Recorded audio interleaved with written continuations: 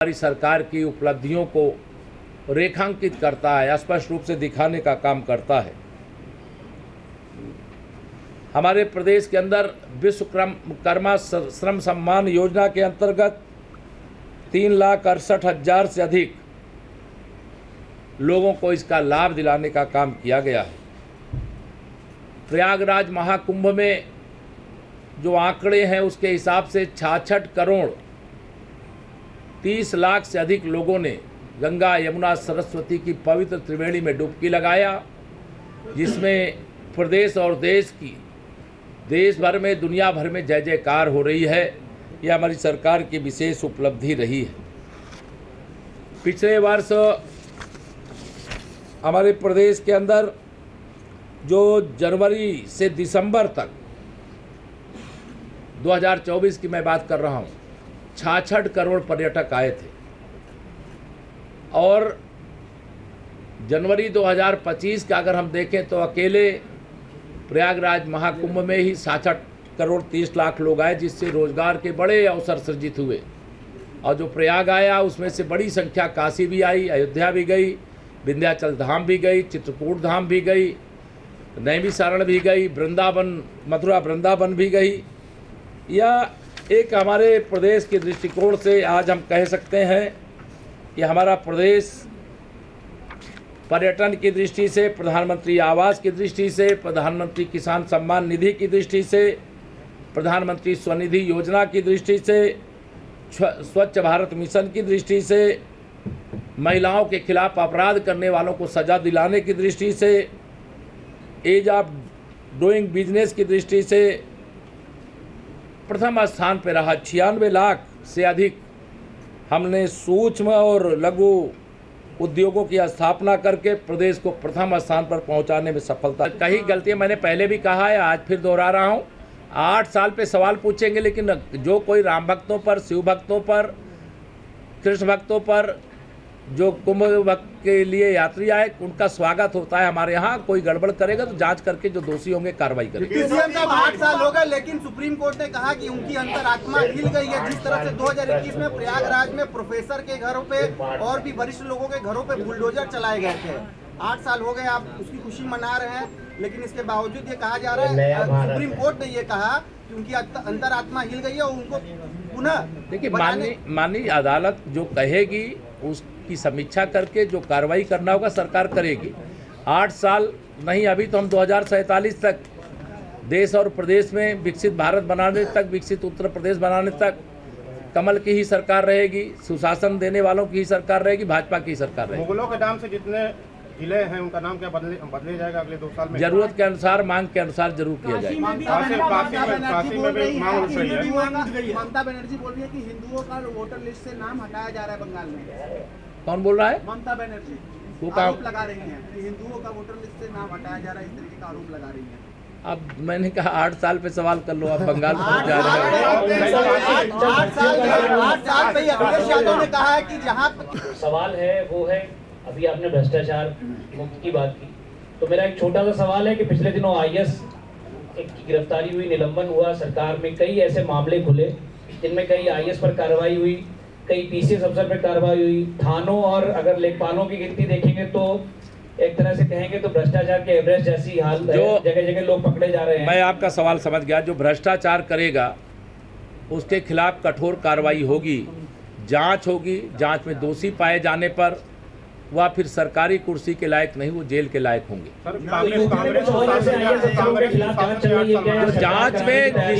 जांच में जो निष्कर्ष निकलेगा उसके आधार पर कार्रवाई। हाँ, 8 साल मना रही है कांग्रेस मुक्त भारत हो रहा है और देश की जनता कांग्रेस मुक्त भारत बनाने का समारोह मना रही है।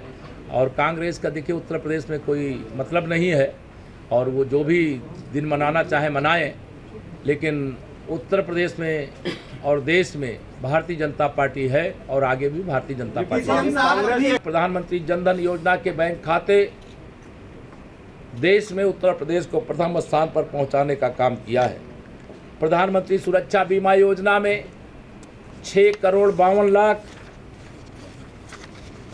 लोगों ने अपनी सहभागिता दर्ज करा करके यूपी को प्रथम स्थान पर लाने में हमारा साथ दिया है। प्रधानमंत्री जीवन ज्योति बीमा योजना में 2,28,00,000 नामांकन हुए, जो उत्तर प्रदेश को देश में प्रथम स्थान पर लाने का काम किया है। अटल पेंशन योजना कार्यक्रम में 1,12,00,000 लोगों ने इसका लाभ लिया, इसमें भी हम प्रथम स्थान पर हैं। आयुष्मान भारत योजना जो गरीबों के इलाज का सबसे बड़ा और सुगम रास्ता बना है, इसमें 9 करोड़ से अधिक लोगों ने लाभ लिया, जिसमें 5 लाख से अधिक लोगों ने उपचार कराया। इसमें भी उत्तर प्रदेश प्रथम स्थान पर है। जल जीवन मिशन योजना के अंतर्गत 2,37,00,000 हर घर नल से जल पहुंचाने की योजना, जो माननीय प्रधानमंत्री श्री नरेंद्र मोदी जी की शायद दुनिया की सबसे बड़ी और ऐतिहासिक योजना थी, जिसे मुख्यमंत्री योगी आदित्यनाथ जी के नेतृत्व में हम लोग उत्तर प्रदेश के अंदर सफलतापूर्वक आगे बढ़ा रहे हैं। 2,37,00,000 कनेक्शन अब तक दिए जा चुके हैं। प्रधानमंत्री सहज बिजली हर घर योजना जो हमारी एक विशेष उपलब्धि रही है, जिसमें 1,58,00,000 घर जो आज़ादी के बाद बिजली की रोशनी में कैसे जीवन जिया जाता है, परिवार रहता है, पढ़ता है, नहीं जानते थे। माननीय प्रधानमंत्री जी के दूरदर्शी योजना के क्रम में उत्तर प्रदेश इस योजना में भी पहले स्थान पर रहा है। आज हम ये कह सकते हैं, वाराणसी सहित समाजवादी पार्टी सरकार के समय बिजली के लिए लोग तरसते थे। आज हम ग्रामीण क्षेत्रों को 20 घंटे और नगरीय क्षेत्रों को 24 घंटे, सभी 75 जिले, काशी भी हमारी राजधानी है, लखनऊ भी हमारी राजधानी है, प्रयाग भी हमारे 75 के 75 जिले हमारे राजधानी जैसे बिजली प्राप्त करने का काम कर रहे हैं। और अगर कोई ट्रांसफार्मर जल जाए तो अब रिश्वत दे करके लगाने की ज़रूरत नहीं पड़ती है, केवल एक अपनी कंप्लेन नोट कराना है और बिजली विभाग स्वयं आकर के जला हुआ ट्रांसफार्मर ले जाता है और वहां पर नया ट्रांसफार्मर लगा करके जाने का काम करता है। यानी भ्रष्टाचार मुक्त भारत और भ्रष्टाचार मुक्त उत्तर प्रदेश बनाने की दिशा में बड़ा काम हुआ है। वो भर्तियों से लेकर के डीबीटी के माध्यम से भुगतानों को लेकर के अन्य सभी क्षेत्रों में हम लोगों ने आधार लिंक सारी योजनाओं को करने का प्रयास किया है। और इसके कारण से भ्रष्टाचार जैम पोर्टल के माध्यम से जो खरीद का काम है, उसमें भी उत्तर प्रदेश ने प्रथम अपना स्थान अर्जित किया है। हम हर क्षेत्र में आगे बढ़ते जा रहे हैं और आगे अभी 8 साल की दृष्टि से अगर मैं कहूँ तो 8 साल में तो ये हमारी उपलब्धियाँ।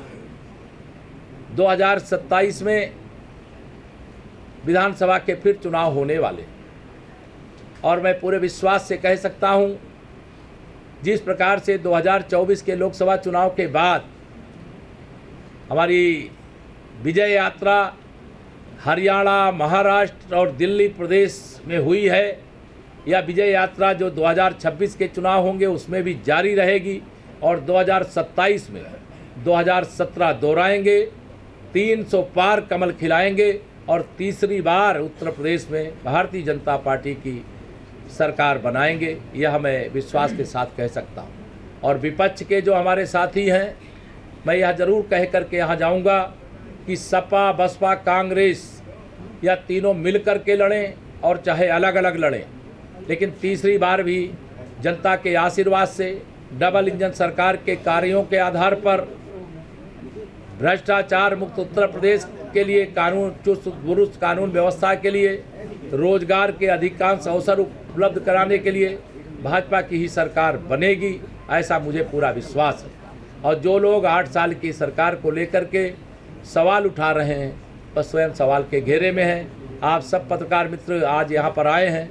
आज महान स्वतंत्रता संग्राम सेनानी गणेश शंकर विद्यार्थी जी की पुण्यतिथि भी है। मैं उनका स्मरण करता हूँ, उनको अपनी विनम्र श्रद्धांजलि अर्पित करता हूँ और 8 साल की उपलब्धियाँ आपके माध्यम से मैं जन जन तक पहुँचाने का अनुरोध करता हूँ। कोई आपके सवाल होंगे तो पूछ सकते हैं। शासन के 8 साल के अंदर डीबीटी के माध्यम से, क्योंकि आज यह बात कहना आवश्यक है कि जब कांग्रेस की केंद्र में सरकार हुआ करती थी, प्रदेश में भी सरकार हुआ करती थी, उस समय गरीब कल्याण की, किसान कल्याण की किसी योजना का कोई भी बजट के माध्यम से पैसा दिया जाता था तो उस समय के प्रधानमंत्री गर्व से कहते थे संसद में खड़े होकर के श्री राजीव गांधी जी कि हम 1 रुपया भेजते हैं तो 15 पैसा पहुंचता है।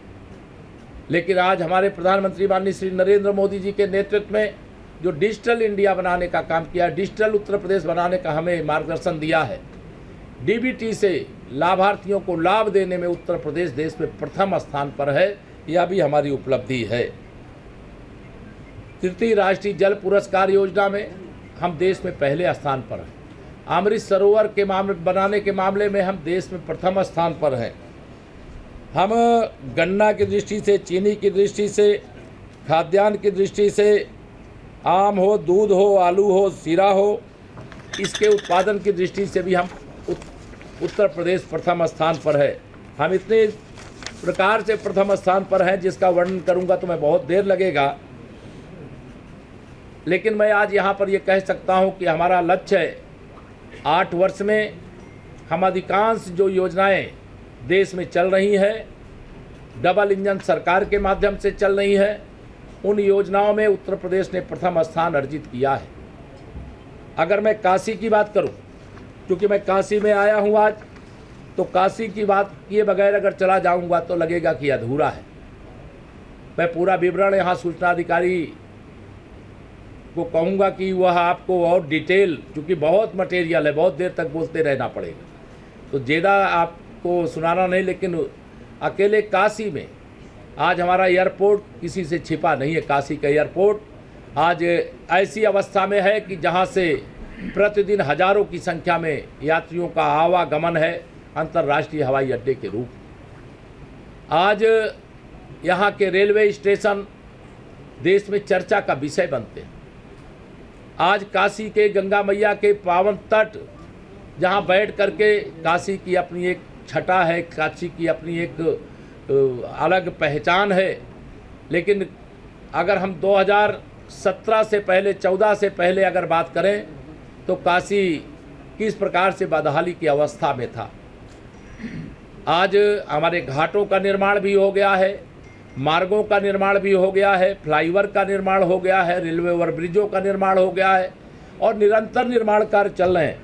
8 वर्षों में 40,000 करोड़ से अधिक की लागत की परियोजनाएं केवल काशी के अंदर समर्पित करने का सौभाग्य हम लोगों को मिला है, जिसमें 458 परियोजनाएं पूर्ण करा करके वह काशी की महान जनता को सुपुर्द करने का काम, बाबा विश्वनाथ जी के चरणों में समर्पित करने का काम यह किया जा चुका है।